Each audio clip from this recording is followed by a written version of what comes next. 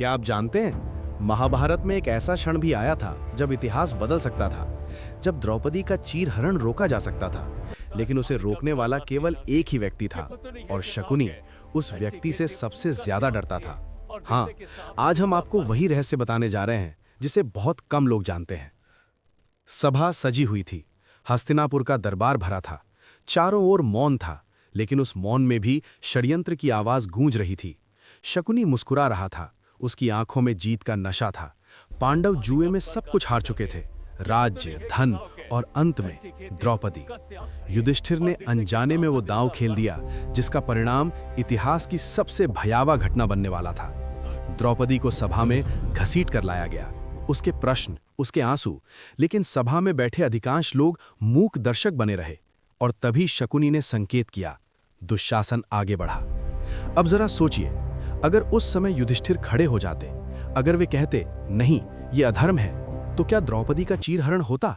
नहीं, बिल्कुल नहीं। यही कारण था कि शकुनी को सबसे ज्यादा डर युधिष्ठिर से था। शकुनी जानता था युधिष्ठिर धर्म के मार्ग पर चलने वाले राजा हैं। अगर वे एक बार अपने धर्म को जागृत कर लेते तो शकुनी की सारी चालें उसी क्षण विफल हो जाती।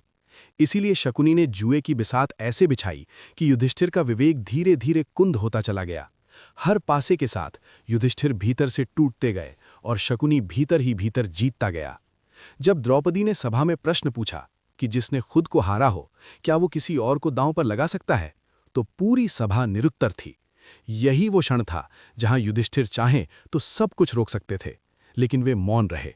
और उसी मौन ने द्रौपदी को उस पीड़ा तक पहुंचा दिया जिसे आज भी सुनकर रूह कांप जाती है। जब सब ओर से आशा टूट गई, तब द्रौपदी ने ऊपर देखा और पुकारा, हे कृष्ण। और फिर जो हुआ वो केवल इतिहास नहीं, ईश्वर की उपस्थिति का प्रमाण बन गया। अक्षय चीर।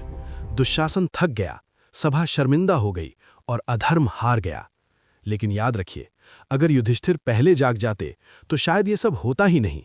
यही कारण है कि कहा जाता है द्रौपदी चीरहरण का असली कारण केवल दुशासन नहीं, बल्कि उस समय धर्म का मौन था। अगर आपको महाभारत के ऐसे ही अनसुने रहस्य, गहरे अर्थ और कृष्ण की लीला को समझना है, तो अभी चैनल कृष्ण दृष्टि महाभारत को सब्सक्राइब जरूर करें, क्योंकि यहाँ महाभारत सिर्फ कहानी नहीं, जीवन का दर्शन है। नमस्ते।